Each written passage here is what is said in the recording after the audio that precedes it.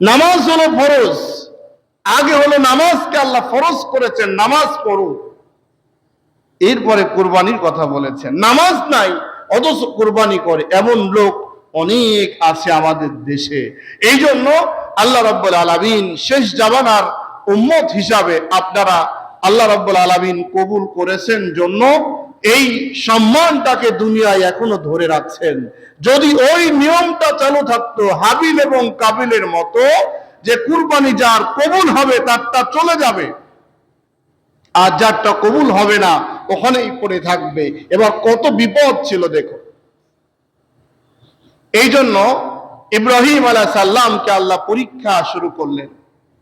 আমি গত জুম্মায় আপনাদের বলছিলাম প্রচন্ড পরীক্ষা করলেন। পরীক্ষার মধ্যে গিয়ে ইব্রাহিম আলাইহিস সালাম প্রস্তুতি নিলেন, আমি আল্লাহকে খুশি করবই, যে কোনো ভাবেই হোক না কেন। আমরা দেখুন সামান্য বৃষ্টি ঝড় আসলে নামাজই পড়ি না, আর পরিবার পরিজনের কাছে তো জোর করে কথা বলার কোনো সুযোগই থাকে না। যদি একটু জোর করে কথা বলি, বউ যদি অসন্তুষ্ট হয়ে যায়, ছেলে যদি অসন্তুষ্ট হয়ে যায়, আত্মীয় স্বজন যদি অসন্তুষ্ট হয়ে যায়, কতই না বিপদ। দুর্ভাগ্য আমাদের, আল্লাহকে আমরা অতটা ভালোবাসতে পারি নাই। ইব্রাহিম আলাইহিস সালাম আমাদের জাতির পিতা। এই বছর আমরা আরেকটা জিনিস বাঁচছি, অনেকটা ভালো আছি, যেটা হলো এই চাঁদে আলোচনা শুরু করলেই, জাতির পিতার কথা বললেই ওই গ্রুপরা জাতির পিতা তাকে না বললে এত নাকুশ, এত কষ্ট, এত মনে ক্ষোভ নিয়ে তারা কথা বলতো, আমাদের মতো মানুষদের সাথে দ্বন্দ্ব লিপ্ত হয়ে থাকতো। যাক, জাতির পিতা সারা বিশ্বে যে একজন, সবগুলা কবর হয়ে একজনকে আল্লাহ রাব্বুল আলামিন প্রতিষ্ঠিত শেষ মুহূর্ত পর্যন্ত বাংলার জমিনেও রাখলেন, আল্লাহ শুকরিয়া। এই জন্য জাতির পিতা ইব্রাহিম আলাইহিস সালাম হওয়ার আগে পরীক্ষা দিতে হয়েছে। আল্লাহ রাব্বুল আলামিন জাতির পিতা ইব্রাহিম আলাইহিস সালামকে এখনো স্বীকৃতি প্রদান করেন নাই। সন্তান যখন দিয়ে দিল, যেখান থেকে গত জুম্মায় শেষ করলাম, সন্তান দেওয়ার পরে আল্লাহ রাব্বুল আলামিন বললেন, ইব্রাহিম তোমার সন্তানটাকে ওই মরুভূমি মাঠের মধ্যে রেখে আসো। বুকে বড় যন্ত্রণা নিয়ে রওনা দিলেন। আল্লাহ রাব্বুল আলামিন বললেন, ফালাম্মা বালাগা মা'হুস সা'য়া ক্বালা ইয়া বুনাইয়া ইন্নী আরা ফিল মানামি আন্নী আযবাহুকা ফানজুর মাযা তারা। আল্লাহ রাব্বুল আলামিন বললেন, ইব্রাহিম, যেই সন্তানকে জঙ্গলে তুমি রেখে আসছিলে, সন্তান তো এখন বড় হয়েছে, দৌড়ঝাঁপ করে, খেলাধুলা করে, নড়াচড়া করে, অন্যান্য মানুষদের মতো হয়েছে। আমি তোমাকে এখন বললাম, পৃথিবীর মধ্যে সবচেয়ে মহব্বতের বস্তু যেইটা, সেই বস্তু তুমি এখন কোরবানি করার জন্য প্রস্তুতি নিয়ে নাও। ইব্রাহিম আলাইহিস সালাম দেখলেন পৃথিবীতে আল্লাহর পরে আমি যাক সবচাইতে বেশি মহব্বত করি, ভালোবাসি, আমার সন্তান, কলিজার টুকরা সন্তানকে রেখে আসছি মরুভূমির মধ্যে। আমার সেখানে যাওয়ার কোনো অনুমতি নাই। মাঝে মধ্যে যাই, কিন্তু দূর থেকে দেখে আবার চলে আসতে হয়। তখন সময় দেওয়ার সুযোগ আল্লাহ আমাকে দান করেন নাই। আবার বললেন, ইব্রাহিম তোমার সবচাইতে আপনজনকে কুরবানি দাও।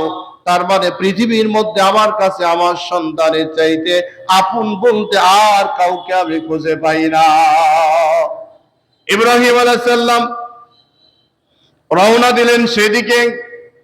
ফানজুর মাযা তারা ক্বালা ইয়া আবাতি ফাআল মা তু'মার সাতাজিদুনি ইনশাআল্লাহু মিনাস সাবিরিন।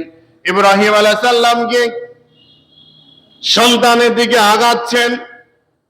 সন্তান দূর থেকে দেখে মাকে ডেকে বলে, মাগো, ও একটা লোক আসতেছে, দেখো লোকটাকে, লোকটাকে চেনা চেনা মনে হয়, লোকটাকে গো মা। মা তো বুঝতে পেরেছেন, দুই চোখ ভর্তি পানি, সন্তানকে মা বলতেছে, বাবা ওটা তোমার আব্বু হবে, আব্বা।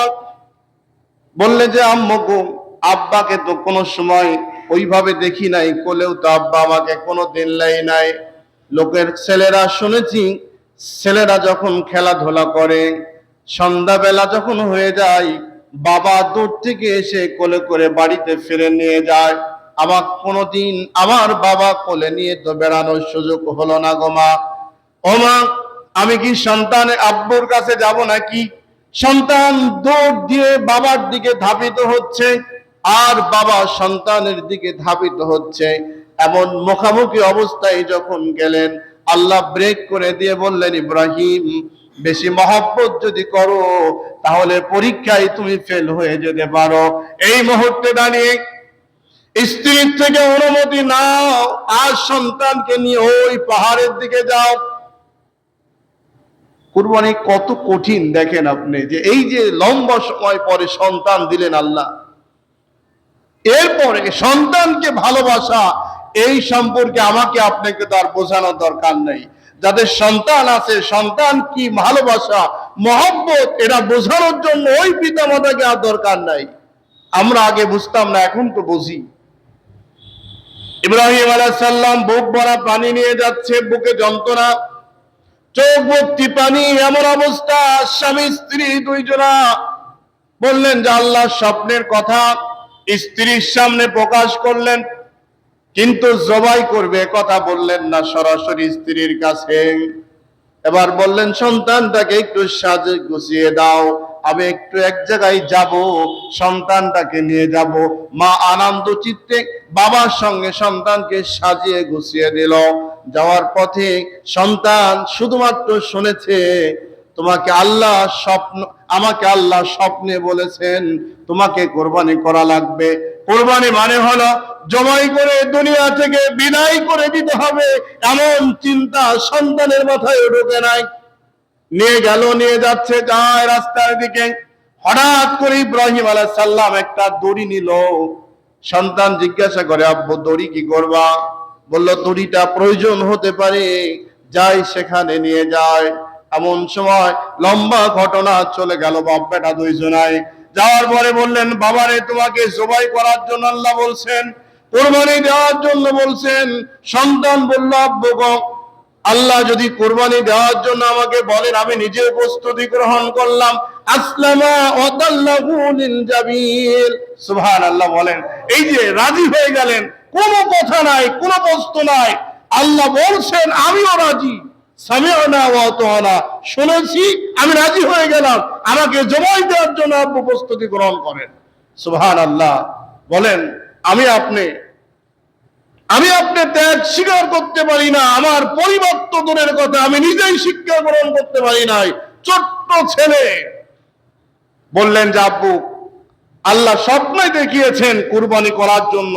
সন্তান শোনার সাথে সাথে বললেন, আসলামা ওয়া তাল্লাহু লিল জাবিল, আমি প্রস্তুতি নিলাম, আমাকে শুইয়ে দেন। সুবহানাল্লাহ। এই দৃশ্য আল্লাহ রাব্বুল আলামিন দেখতেছেন। ইব্রাহিম আলাইহিস সালামকে পরীক্ষা শুরু করলেন, পরীক্ষা দিচ্ছেন শুরু থেকে। ইব্রাহিম আলাইহিস সালাম সন্তানকে শোয়াই দিলেন পাথরের উপরে। পাথরের উপরে শোয়াই দিয়ে সন্তান বলে, আব্বু তোমার চোখটা মজবুত করে ভালো করে বেঁধে নাও, আমার হাত পা ভালো করে বেঁধে দাও। সন্তান বলে, কেন চোখটা বাঁধবো, কেন হাত পা কেন বাঁধতে হয় বলো? সন্তান বলে, বাবা গো, আমার গলার মধ্যে যখন ছুরি চলাবা, আমার চোখে চোখ পড়লে তুমি ছুরি কোনো সময় চলাতে পারবে না। আজ ছুরি চালানোর সময় আমার হাতের পায়ের লাথি তোমার শরীরে যদি লেগে যায়, চরম বেয়াদবি হবে, আল্লাহ অসন্তুষ্ট হয়ে যাবে। আমার হাত পাটা মজবুত করে বেঁধে নাও। এমন অবস্থায় বাপ রাজি, ছেলেও রাজি। শোয়াই দিয়ে বারবার বারবার করে ছুরি চালায়, কিন্তু ছুরি